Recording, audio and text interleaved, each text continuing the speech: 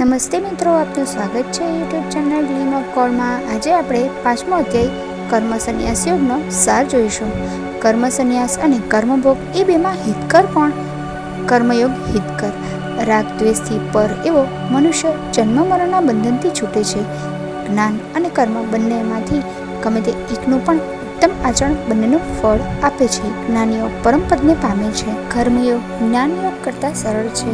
મનને વશ કરનાર મનુષ્ય કર્મ કરે છે, છતાં કર્મથી લેપાતો નથી। તત્વજ્ઞાની ઇન્દ્રિયોથી થતા સઘળા કામો કરતો છતાં હું કાંઈ જ કરતો નથી।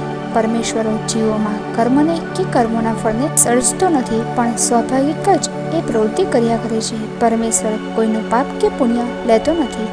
જ્ઞાનમાં જેમનું મન એકરૂપ થાય છે, તેઓ જન્મ મરણના ફેરામાંથી છૂટી જાય છે। જ્ઞાનીઓ સર્વ પ્રત્યે સમદ્રષ્ટિવાળા હોય છે। સમભાવવાળો મનુષ્ય સંસારને જીતી જાય છે। જ્ઞાની મનગમતું મળતા આનંદથી છલકાતો નથી અને અણગમતું મળતા કલેશ પામતો નથી।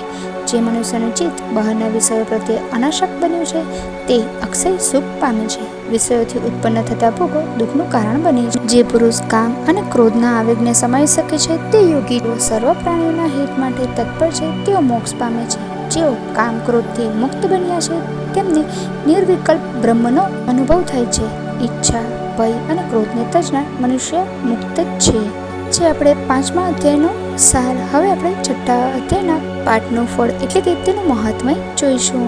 ભગવાન શંકર પાર્વતીજીને કહેવા લાગ્યા, હે દેવી, હું 6થા અધ્યાયનું ફળ વર્ણવી રહ્યો છું, તે તું સાંભળ। ગોદાવરી નદીના કિનારે પ્રતિસ્થાન નામનું એક સુંદર શહેર હતું। એ શહેરનો રાજા જ્ઞાનશ્રુતિ, જ્ઞાની અને દાની હતો। એ રાજા પોતાનો સમય પ્રજાનું પાલન કરવામાં તથા ધર્મકર્મો કરવામાં વિતાવતો હતો। પ્રતિસ્થાન નગર ઉપરથી એક સમયે હંસોનું ટોળું પસાર થતું હતું। ત્યારે એક હંસ બોલ્યો, નગરીનો રાજા બહુ ધર્મિષ્ઠ છે। એના દાન વગેરે ધાર્મિક કાર્યોને કારણે એની કીર્તિ ચારે તરફ ફેલાયેલી છે। એ સાંભળીને બીજો એક હંસ બોલ્યો, મહાત્મા રેકે આ રાજા કરતાં પણ વધારે ધર્મિષ્ઠ અને બ્રહ્મજ્ઞાની છે। હંસોની વાત સાંભળીને રાજાને મહાત્મા રેકેને જોવાની ઈચ્છા થઈ। રાજા પોતાનું રાજ્ય છોડી મહાત્મા રેકેને શોધવા કાશી, પ્રયાગ વગેરે શહેરોમાં ફર્યા।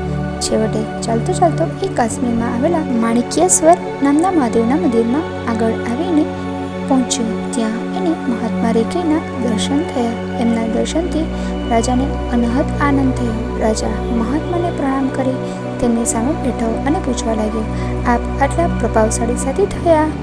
મહાત્મા રેકેએ જવાબ આપ્યો, રાજન, હું નિત્ય નિયમિત પ્રમાણે ગીતાજીના 6થા અધ્યાયનો પાઠ કરું છું, તેનું જ આ ફળ છે। મહાત્મા રેકેના મુખે ગીતાજીના 6થા અધ્યાયનું આવું મહાત્મય સાંભળીને રાજાએ પણ ગીતાજીના 6થા અધ્યાયનો પાઠ કરવા માંડ્યો। પરિણામે તે જગતના બધા સુખો ભોગવીને વૈકુંઠમાં ગયો। હે ભગવાન, જેવી રીતના તમે રાજા પર ફળ્યા, તેવી રીતે અમારા પણ ફળજો। જય શ્રી કૃષ્ણ। જો આપને મારો આ વિડીયો પસંદ આવ્યો હોય તો વિડીયોને લાઈક કરજો, શેર કરજો, મને ચેનલને સબસ્ક્રાઈબ કરવાનું ભૂલતા નહીં।